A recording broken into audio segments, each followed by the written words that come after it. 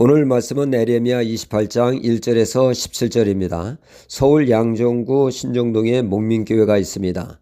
김동영 목사님이 세우신 교회로 백성을 돌보는 교회로 목민교회로 지었다고 합니다.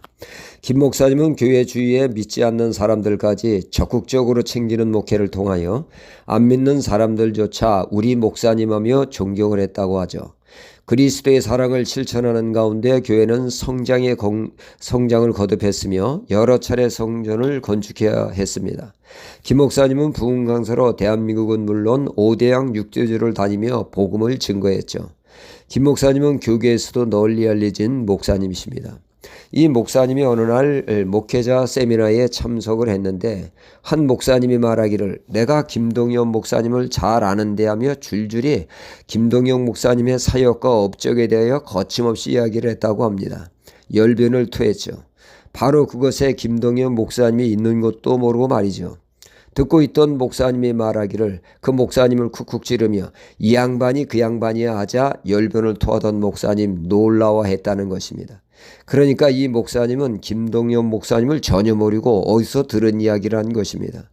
자신은 김동연 목사님을 잘 안다고 했지만 김동연 목사님은 그 목사님을 전혀 모르고 있었다는 사실이죠. 우리 신앙생활에도 얼마든지 그런 일이 발생할 수 있습니다. 주님은 말씀하셨습니다. 마태복음 7장 21절에서 23절에 나더러 주여 주여 하는 자마다 천국에 들어갈 것이 아니요 다만 하늘에 계신 내 아버지의 뜻대로 행하는 자야 들어가리라.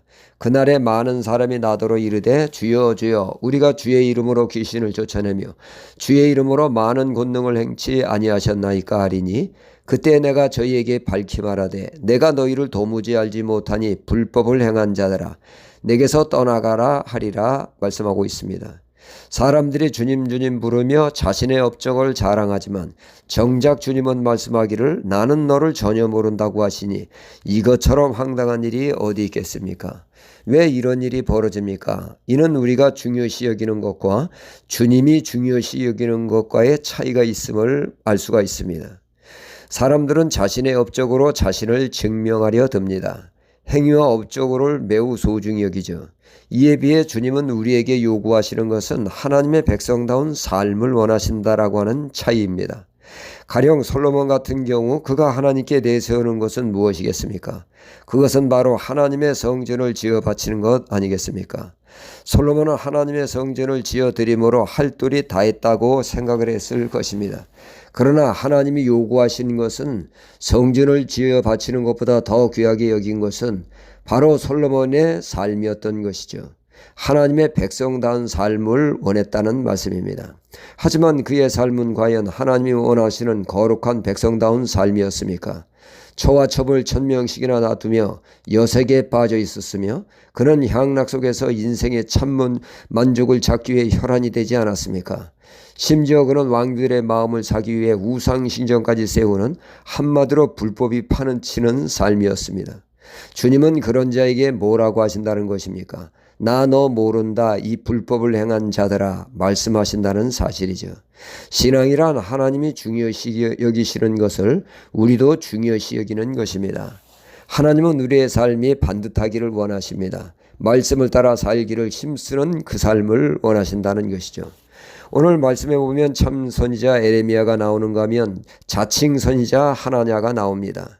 참 선지자 에레미야는 예언하기를 유다는 바벨론의 지배를 받을 것이며 그 기간은 70년의 세월이 될 것이라고 하나님은 그 기간까지 구체적으로 정해 주셨습니다.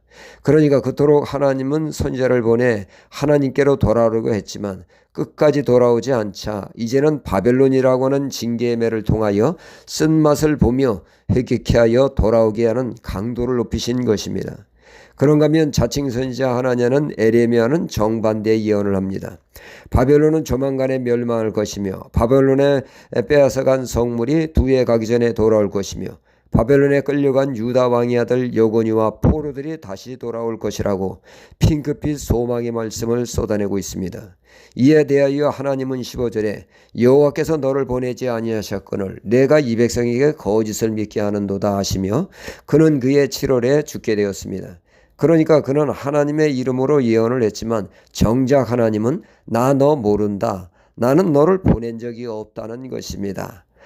백성들에게 헛된 것을 믿게 하는 패역한 자, 반역자라고 하나님의 심판을 받게 되었던 것이죠. 신앙은 일방적인 것이 아닙니다. 내가 하나님을 알고 하나님이 나를 알아주는 것이 신앙입니다. 우리의 최고의 위로와 소망은 주님이 나를 알아주시는 것 아니겠습니까? 주님이 원하시는 것을 우리들의 삶에 하나님 앞에 바로 서기를 원하십니다. 오늘도 우리는 몸과 행위로 하나님을 기쁘시게 하는 것이 아니라 하나님을 기쁘시게 하는 삶의 모습으로 나아가야겠습니다. 할렐루야.